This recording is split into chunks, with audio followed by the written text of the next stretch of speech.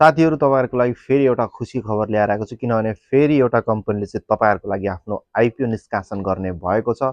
यो कम्पनी कुन हो जसले चाहिँ तपाईहरुको लागि आफ्नो आईपीओ शेयर निष्कासन गर्दैछ साथै यस कम्पनीले के कति किता आईपीओ शेयर निष्कासन गर्दैछ साथै तपाईहरुले यस कम्पनीको आईपीओ शेयर प्रति किता कतिमा खरिद गर्न सक्नुहुनेछ र यस कम्पनीको आईपीओ मा तपाईहरुले कहिलेदेखि आवेदन दिन सक्नुहुनेछ र यस कम्पनीको आईपीओ भन्ने अन्तिम म्याद कहिलेसम्म रहेको छ त्यस सम्बन्धी सम्पूर्ण जानकारी तपाईले आजको यस भिडियो भित्र प्राप्त गर्नुहुनेछ। त्यसैले साथीहरु भिडियो एकदमै इम्पोर्टेन्ट छ भिडियोलाई अन्तिमसम्म हेर्नुहोला र सम्पूर्ण जानकारी लिनुहोला। साथीहरु तपाईले अहिलेसम्म हाम्रो च्यानललाई सब्स्क्राइब गर्नुभएको छैन भने सब्स्क्राइब गरी सँगै रहेको बेल नोटिफिकेसन बेललाई अन गर्न भने नबिर्सिनुहोला। नमस्कार साथीहरु म Pratik welcome to new IPO update.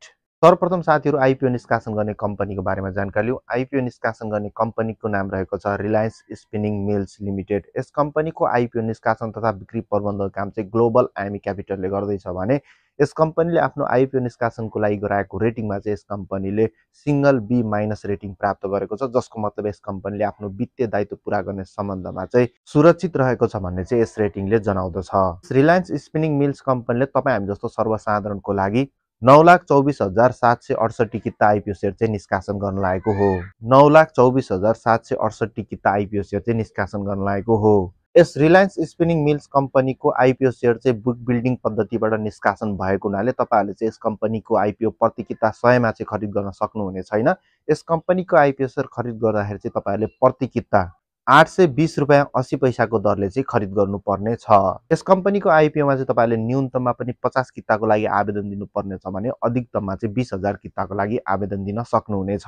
अब साथीहरु तपाईहरुको मेन जिज्ञासा भनेको चाहिँ यस रिलायन्स स्पिनिङ मिल्स कम्पनीको आईपीओ शेयरमा तपाईहरुले कहिलेदेखि चाहिँ आवेदन दिन सक्नुहुनेछ भन्दाखेरि तपाईहरुले चाहिँ यस रिलायन्स स्पिनिङ मिल्स कम्पनीको आईपीओ मा पुसको 7 गतेदेखि चाहिँ यस कम्पनीको आईपीओ मा तपाईहरुले आवेदन दिन सक्नुहुनेछ भने यस कम्पनीको आईपीओ भन्ने अन्तिम म्याद भनेको चाहिँ पुसको 11 गतेसम्म रहेको छ र पुसको 11 गते भित्र पूर्ण आवेदन नपरेको खण्ड मात्र यस कम्पनीको आईपीओ म्याद लम्बाएर चाहिँ पुसको 21 गतेसम्म पुर्याइनेछ भनेर कम्पनीले हामीलाई जानकारी दिएको छ।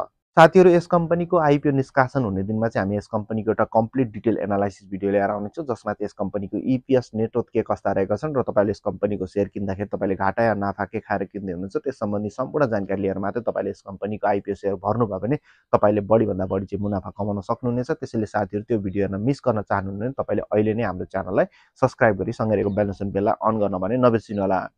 साथै यस कम्पनीको आईपीओ निष्कासन हुने दिनमा चाहिँ हामी हाम्रो टेलिग्राम च्यानलमा चाहिँ यस कम्पनीको आईपीओ शेयर भर्ने लिंक प्रोभाइड गराउनेछौँ जहाँबाट सजिलैसँग तपाईहरुले यस कम्पनीको आईपीओ शेयर भर्न सक्नुहुनेछ। त्यसैले हाम्रो टेलिग्राम च्यानललाई पनि जोइन गर्न नबिर्सिनुहोला। डिस्क्रिप्सनमा हामीले लिंक राखिदिएका छौं।